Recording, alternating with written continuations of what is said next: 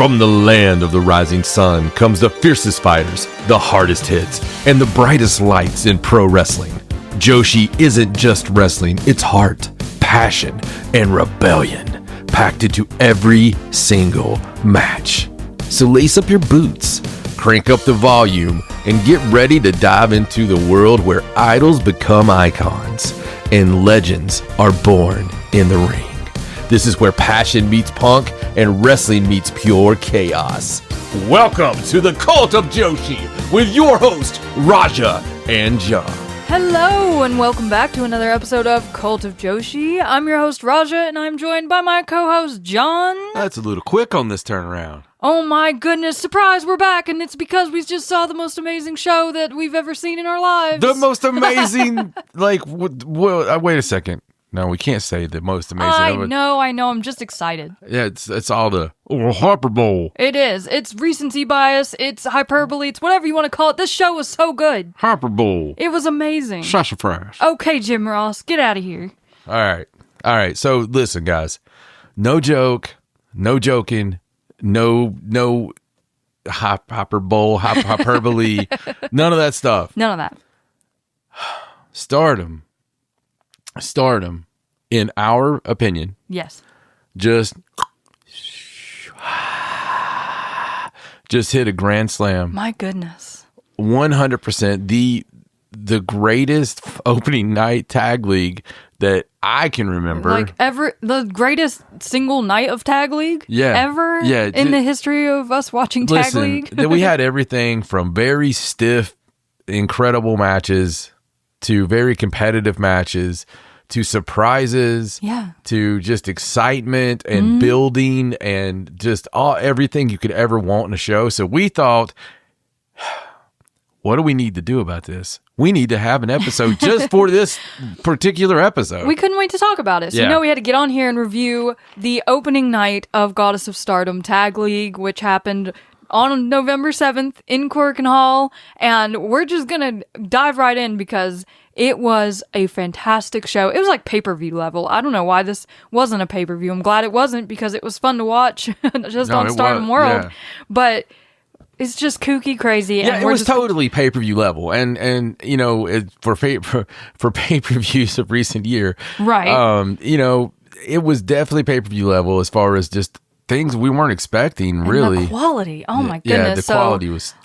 We started off with a couple of little warm-up singles matches on this show before we got into Tag League. Starting off with the Zero match on the pre-show, Emma Maishima took on Momo Kogo. And as we know, Momo Kogo has been she's got her eyes set on Emma Maishima a little bit, trying to talk her into maybe joining Stars. Yes.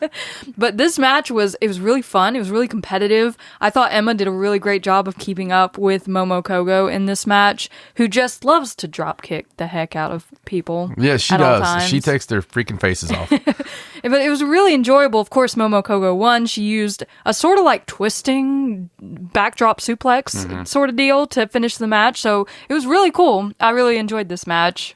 Yes, I do too. It's, for what it was, it did a great job. It did. And got us hyped up. Anytime Momo can kick somebody's face off, it's a good day. Yes. So we started the main card off with a very interesting match. We had Kikyo Furusawa taking on Saya Kamatani, the World of Stardom champion, just the Phoenix Queen herself, just plopped right in here in the opening match against a young girl, which is really cool to see. Like, this is not something you get to see every day in Joshi, and man, did they deliver in this match. That they did, sir. So it was very cool, as you said, to have an opening match with the champ out here, Phoenix Queen and all over the place. Yes. And you have the young girl that just happens to be the same Kikyo that we're just ranting and raving about. Yeah, the last episode, we're just ranting and raving like, oh my God, have you seen her transitions? Oh, they're so good. And the start of the whole transition rant was her fault. Yes. So she had the transitions in this one as well. She did. But she also learned a lot. She also learned a whole hell of a lot.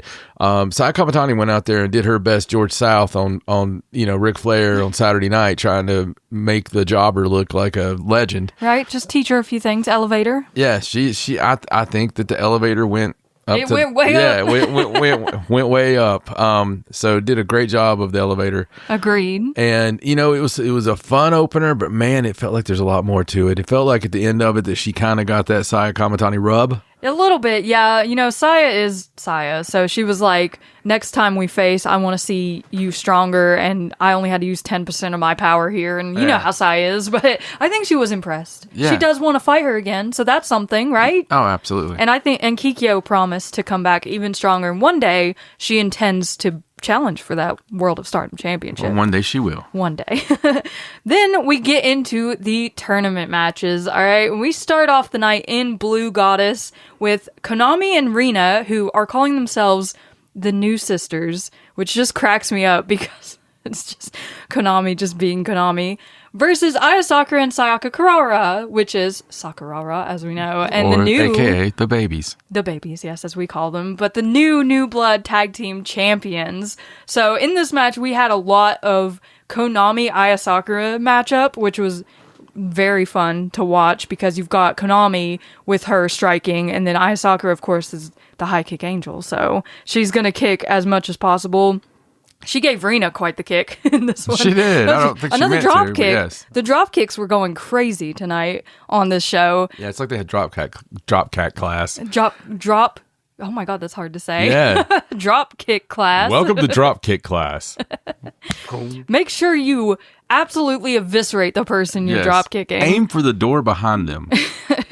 This was a really fun competitive match. I thought for a second there that the babies had it. Me Okay, too. I thought they were really going to win, but it was Konami tapping Aya Sakura out with the armbar to secure the first 2 points for the New Sisters. There was a vibe the whole night, but I think this match, as far as the tag league goes, really set a precedent. Set a pace. Yeah, and people kept upping that pace. Yes, and it was really cool to see Konami walk out with the newly won Wonder of Stardom championship on her waist. It just looks very nice on her. And I thought it was funny in the backstage comments afterward, Konami and Rina, like Rina bringing up a couple years ago where she teamed with Hanan in Tag League and it was awful and it went horribly, and Konami's like, we're going to make it right this year. We're going to be the best tag team as the New Sisters. So just continuing to just rub it in there. Yes, rub it into Hanan's face, even though she's not even here. Rude.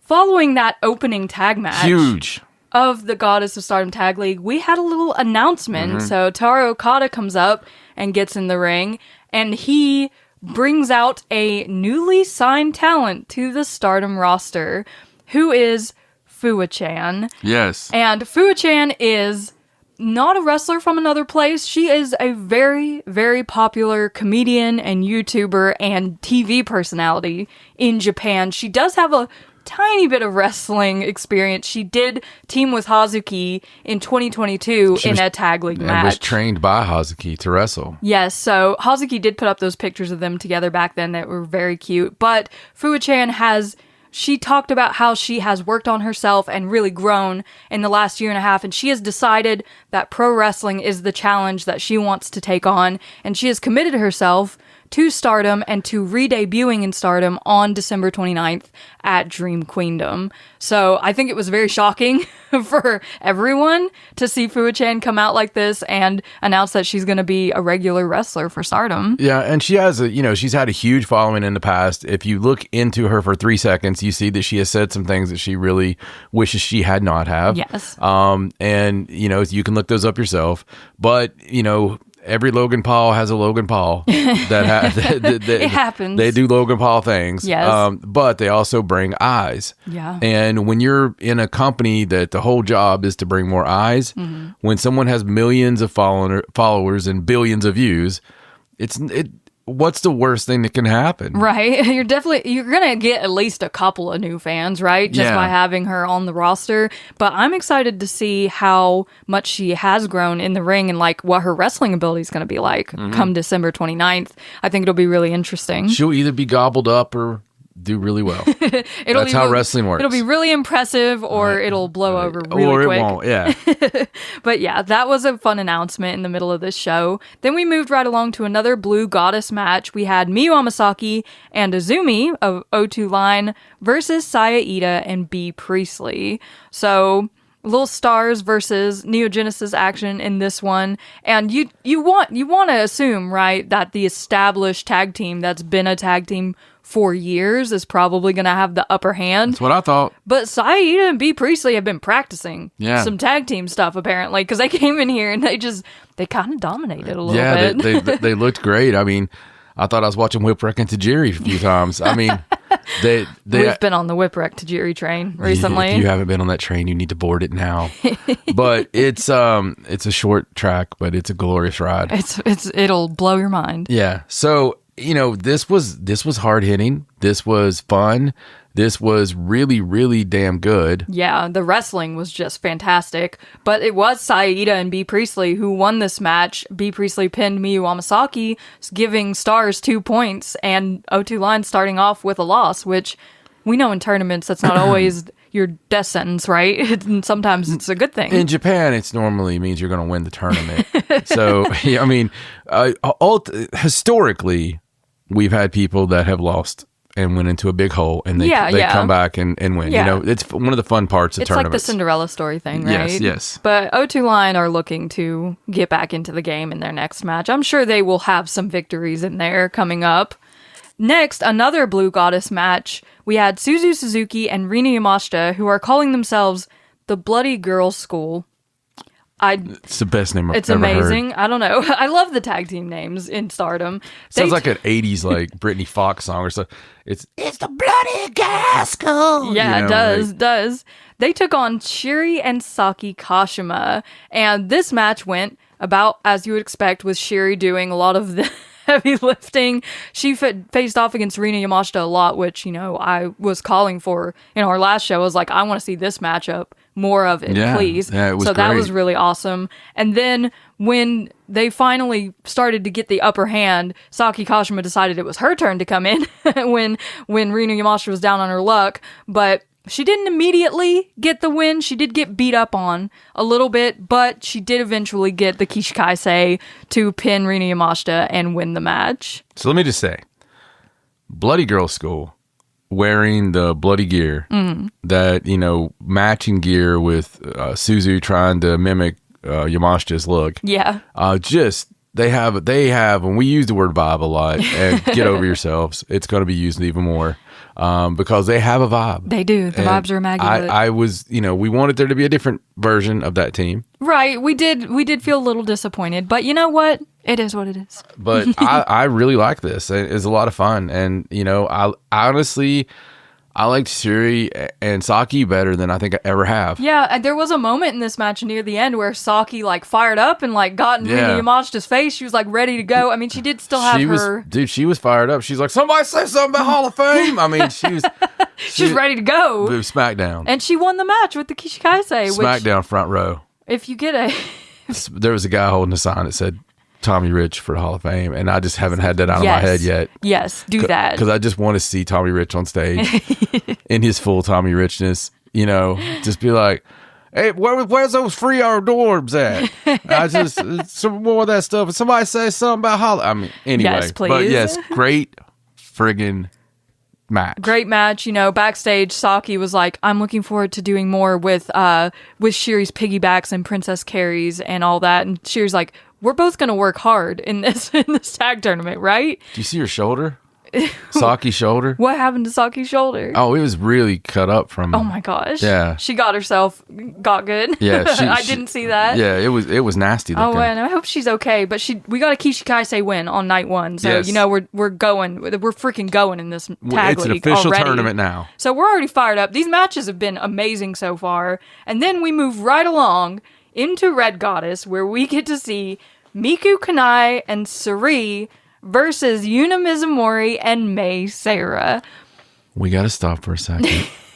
Okay, this is the part of the show that we would chapter off and say all the other stuff was a normal show. Yes. Even with the Fuka-chan thing, Fuwa-chan, even if all that, we would say that was a really good show. Yes. But a normal show. Right. What happens from this point on is the reason that we're doing a one-show turnaround. Oh my God. I remember screaming multiple times during this show. I screamed on the way to do this show. It was insane. insane. And it all started with this freaking match. This match Where they picked right up where they left off with the whole Yuna versus Sari thing. And listen, before we even talk about the match, I have to talk about those two, because outside of just them in the ring themselves, there was a comment made by Sari backstage after the match about something Yuna said about a drop kick 6 years ago. So you know me, I had to go find this. So it turns out on August 25th, 2019, these two faced off in a tag team match in Heat Up. Okay. And this was the last time they faced until the October match we just saw. This was the last time they were in the ring together. 6 years difference they've been in the ring together. And there was a dropkick in that match, the through the ropes dropkick that Sari did on Yuna, and Yuna comes up holding her throat. And I guess Yuna holds a grudge. She has not forgotten about that. Yeah, I mean, listen, Yuna absolutely holds a grudge. Yuna is big ass Yuna as far as the Stan Hansen of the Federation. She's so scary. If you don't know, you don't know. But I'm just saying, the problem is Sari is Bruiser Brody. Yes. So you have however you want to do it. Gordy, Doc, Hansen, Brody.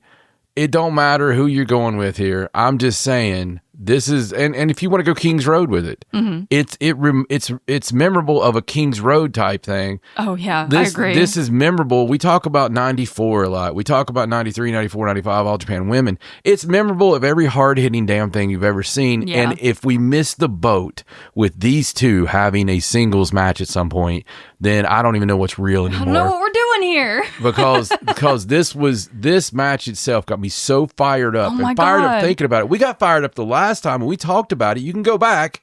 We talked about it on the last show for that October match, that of how we just noticed it right off the bat. We were like, oh, wait, yo. There was bad blood. There was a face. Did you see that face? And we were watching it live. We were like, hold on a damn second. There was a face. Did you see that face? And we went back and we looked at it and we're like, holy shit, there was a face. That was a face. Roger's like, yeah, that was actually a face. Yuna was pissed. Yuna was pissed off. That was a pissed off face. And Sari, you never can tell. She's always got that smug, I just farted in your salad look. You know? It's like, oh, I just do it when you weren't looking, you know? I was like, what does the salad taste like? Shit, I don't know. She always has that face. Right. And, you know, this happened. And then, so we were really excited about it. We talked about it on the show. And then guess who wins the damn golden pony? Oh my goodness. This match, okay. First of all, I just want to shout out Yuna and May's teamwork. They did a double drop kick spot in this match where they're just drop kicking back and forth. And then they do it together. That was so clean and so good. I was like, wow, they've actually talked about things. Like, they're not even in the same faction. And they're coming in here speeding it all over the place. Yes. I was so impressed. It was everybody was great in this match, but yes, but there was particularly this moment in the match between Yuna and Sari where Yuna gets tagged in. She wants in. Okay, Sari's in there with May. Yuna's ready to go. She's like, tag me in. She gets in there, mounts Sari, starts ground and pounding on the chest. Then she gets up and hits the loudest sliding lariat I think I've ever heard in my life. It was insane. It was ridiculous. And then their forearm exchange after that, holy crap. Like, they were just taking it out of each other the whole time. You could feel it. You could feel the animosity. You could feel that Yuna wants, I don't know, to prove something, to just show Sari that they're on the same level. I don't know, but they just go at it the whole time. The match ends with Yuna hitting Miku Kanai with a lariat and then pinning her. And even in the backstage comments, Yuna's like, what's wrong, Sari? You're going to feed me your young girl instead of, like, facing me yourself? That's no way to get wins in the tag league. And I'm like, oh my God. Yeah, it's not even like the same person. It's like, you know, it's like, oh, I love pineapples. And then all of a sudden, I'm going to kill you. Yeah, you know? Yeah, like, there's no Yahooing in this match. My God. And Yuna Mizumori is a gift. She is. I love her, and I need more of this feud. She is that person that, you know, women's wrestling misses the boat on a lot. Like, you don't have just those bruisers that are okay with just being the bruiser, right? Yeah. But Yuna goes out there showing you can still be SpongeBob SquarePants on the way to the ring. And then you get all Squidward. You know what I mean? It's like, and she absolutely, Oh my God, dude. We are on the Unimismo train. I have to see more of this. I have to see these girls fight more. Yes. This needs to be the match at Dream Queendom, I think. This brought all the emotions that pro wrestling is supposed to bring.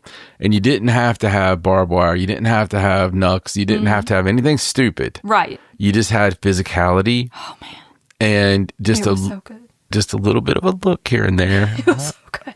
It was so good. This was like, it was great. It was amazing. It made a mid-card match, not because it's mid-card talent, but it was literally in the middle of the card. It made a mid-card match feel like a main event. Yes. And that made every match after it have to stand up above it. Yes. But we didn't have to wait long, because coming into the next match, it was an 8-man tag, so not a tournament match. Not everyone had an opening night match. I think what I said was, well, I get to breathe now. Yeah, you were like, oh, finally, we could take a little break. But no, we couldn't, because this was the match where we would find out Hanako's mystery partner. So, first to the ring, we have Akira Kuragane, Bozilla, Amisori, and Lady C. Those are 2 teams that don't normally team together, but you do what you gotta do during Tag League, so this is our first 8-man team. Then, Rion, Waka Tsukiyama, and Hanako come out, as they will. They're all EXV. They come out together a lot. And then Hanako was like, time for X. And wouldn't you know it, it's freaking Megan Bayne, guys. Megan Bayne. X is Megan Bayne, who's in the AEW Women's World Tag Team Championship Tournament right now. Yeah. And she's now in Japan in Tag League? Yeah. Excuse me? Listen, looking like more goddessy than I've ever seen her look. Oh my God. I mean, she looked incredible. Just Megasis in it, like unbelievable. Yeah, like this is the peak of Megasis that we've ever seen. Yeah. And the crowd lost their collective minds, obviously. When she came out, Bozilla all of a sudden became 3'2". She was like, oh. Yeah, it was What? It was funny because it was just, and instantly, I think everybody in that crowd was like, oh. What are we getting here? Wait a second. We already have Godzilla in the ring. Mothra just showed up. Oh, man. Man. What's this a kaiju battle? I was freaking out. I was so excited. Is this a kaiju battle? I mean, not only them, you've also got Ami, Lady C, and Hanako in this match. It's like every single big girl in Stardom is in this singular match. Yeah. And then you got poor Akira Kuragane over there. The only one missing was Saida. Yeah, Saida should have been in this match. Yeah. But the surprise aside, this 8-man was just spectacular, okay? Because you've got all the powerhouses doing their powerhouse stuff. You've got the other girls, obviously, trying to keep up. Rion, poor Rion, took so much damage at the beginning of this match. She was just getting thrown around. Yeah, she took quite a bit. I don't think Waka was ever legal in the match. Like, she got in there a few times. I don't think anybody took more punishment than Akira. No, poor Akira. She was definitely in there, at the end. Yeah, I believe she doesn't feel good today. There's no way. No. But to her credit, she really wanted to get in there. And she showed me more in this match than I've seen out of her in a while. Yeah, she threw really hard too. She did. She was really into it, really trying hard against Megan, who is twice her size. But when we got that Megan Bayne Bozilla face-off, it was just like they were lifting each other. They were suplexing each other. They were slamming each other. Oh my God, the German suplex spot. Oh my God, it was so beautiful. German suplex, boom, rah, I'm going to do you. Yeah. Boom, rah, I'm going to do. It's just. It hits harder when they're that size. I just want to see it again. Like, I want to see that match again. Yeah. And in Stardom. Yeah. Just, so there's good. so much we could book right this second.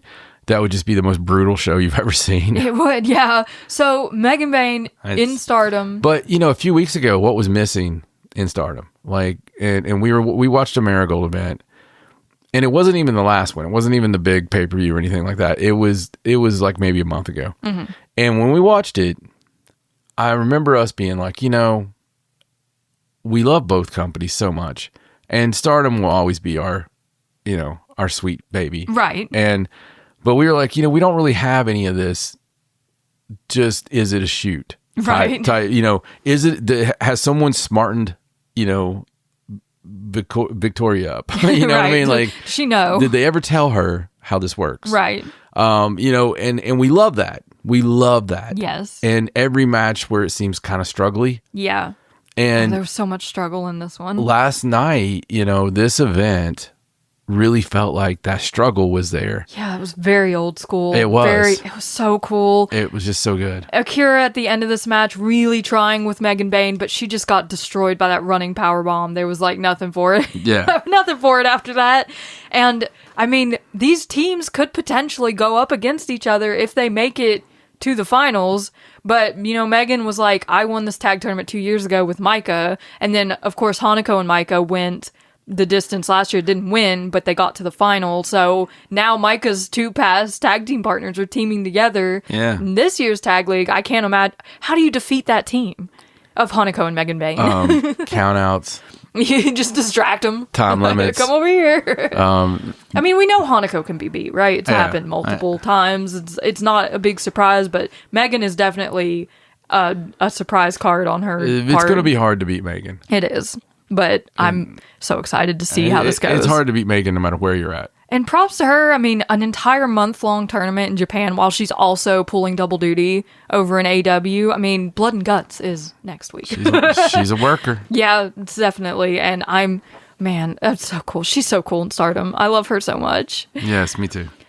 After that, we got back into the tournament action. With Red Goddess, we had Sariano and Natsupoi versus a few newcomers, and I'd like to apologize because we erroneously announced on the last episode that FWC, Koguma and Hazuki, would be in the tag league. Shame. But the day of, like the evening before tag league began, they announced that for unforeseen circumstances, Koguma and Hazuki would not be able to compete in tag league. That's too bad. Instead, some luchadoras would come up from Mexico to take their spot. Oh, and so gloriously they did. So we got to meet these luchadoras tonight. They are called Dos Locos de Mexico, or Mexico Double Crazy, if you want to say it like that. Yeah. You could. But DLM, as they call themselves, Osita and Teotleco, who look very cool and they're rudos for sure. Like, yeah, no, they look amazing. The way they work, you can tell they're I bad thought it guys. was magenta in hoods. It does give magenta vibes, doesn't it? They did, yes. But, Sariana and Natsupoi on one side, then we've got Osita and Teotleco on the other side. This was such a fun match because it was so different, You got a lot of lucha libre going on, which Sariana and Natsupoi might not be so familiar with. Mm-hmm. And it was just very high-flying, very high impact, very enjoyable to watch. And I've noticed today that Hazuki had said that she noticed that Koguma was speaking up for Osita on X. Oh, really? Speaking for her, yeah. So she decided she will speak for Teotleco. Oh, that's good that we have some translation. Yeah, they're going to help them out. Right, yeah, because in their backstage comments, they had like a flipboard with their comments written on it, so maybe they need a little help. Yeah, I think they're going to help them out with their X communication. And but listen, man, it was a good match. I was like, what are we doing here? Because FWC, obviously established, awesome. Yes. But this was so much cooler. It was. They look really cool. Their masks are awesome. The whole, street clothes vibe is so cool. It was just so much cooler, and it was what we love wrestling for. Yes. The same way that I love wrestling for, somebody being pissed off about 6 years about a clothesline or a drop kick. The same reason that I love wrestling for surprises. Yes. I love wrestling for goofy shit. Yes, but I mean, the match was not goofy at all. No. These two, Teotleco in particular, she uses nasty methods. There was a lot of choking and stuff going on in this match. Which we always want real heels. Yeah, so they're definitely in here to make their mark. Yes. And show what they're all about, which is not good things. Unfortunately, we thought this one was going to hit the time limit. It got so close, but Natsupoi was able to wrap up Teotleco with the Fairy Magic, her rolling pin, and pin her 20 seconds before the time limit. Was awesome. Was so cool. Do you think that when Rossi sees stuff like that he has a pain in his side? He's like, ugh. Because he's all happy. He's like, oh, this is going the time limit. They're still doing things right. And so, right. It's maybe he feels it behind him. It's like a voodoo doll. It's like, oh, they didn't do time. There's always that possibility. Then we moved on to the main event of the evening in Red Goddess. We had Rana Yagami and Hina taking on Ruaka and Natsukatora, who are the the Goddess of Stardom tag team champions. But I thought the God's Eye contingent here did a really great job. They were on it. Rana was she was kicking her heart out in this match. She was really on point in this match. And Hina, of course, is a little superstar, so she was doing her best as well. How cool is it that we have Rana on a card like this?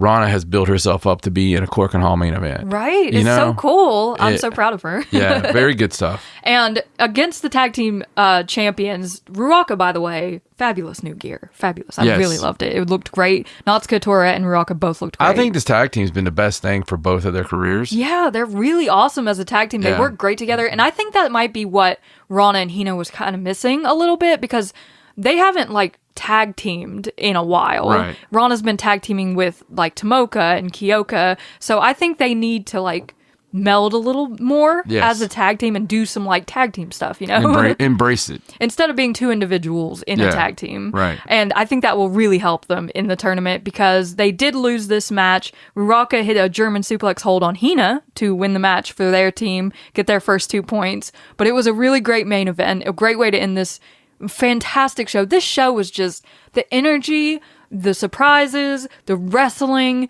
everything was just so on point. They did so well. Mind-blowing, honestly. I was so impressed. it was a perfect card. It was. I really enjoyed it. And if you haven't seen it, it's definitely worth watching. Oh yeah, it's worth the whole subscription. Even if you don't follow every single night of Tag League, this opening night really is Hopefully amazing. They're all like this. Yeah, I hope so.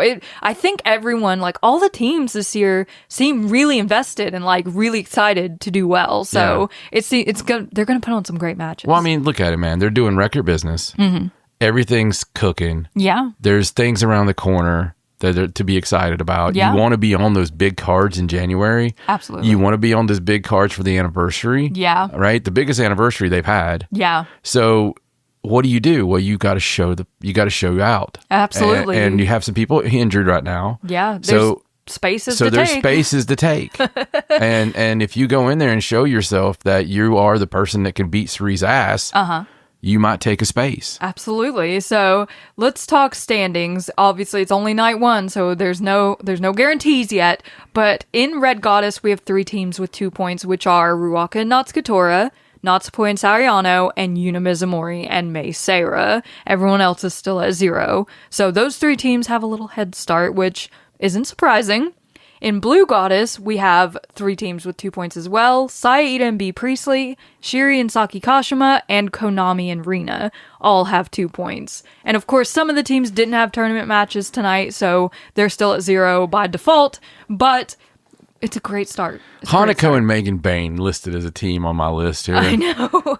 It's just stupid. It's so wonderful, though. It's awesome. And my God, again, go out of your way. We say it when it matters. Yes. Go out of your way to watch this card. Yes, please. And we will be back very soon to cover the 8th and the 9th, night 2 and 3, because those happen consecutively after night 1, but they are video on demand. So we will be back to review those, as well as some other fun stuff that we have been watching, because we just needed to sit down and talk about this show and give it its flowers and let it have its own review, because it deserves it.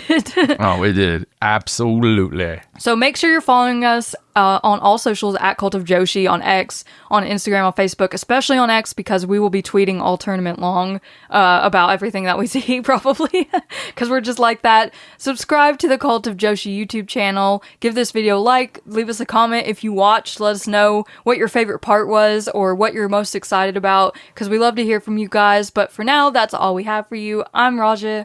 He's John. So long from the Cult of Joshi. Bye.